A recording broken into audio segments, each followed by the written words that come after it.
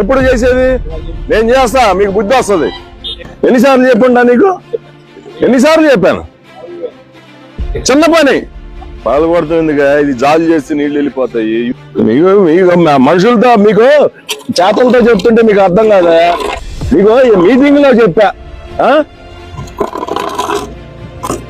చిన్న పని చేయించుకోవడానికి కూడా మీకు వీలు కుదరట్ల. జాలు చేస్తే చెట్లలోకి వెళ్ళిపోతాయి నీళ్లు. కనీసం 5-6 సార్లు చెప్పుంటా. ఇక్కడ వర్గాలు ఉండవు, ఒకే పార్టీ, అది తెలుగుదేశం పార్టీ ఉంటుంది. ఎవరన్నా వర్గాలు చేయాలనుకుంటే తలుపుడు సిద్ధంగా ఉంది, మీరు వెళ్ళొచ్చు. ఆ వర్గాల వల్లనే పార్టీ నష్టపోతుంది.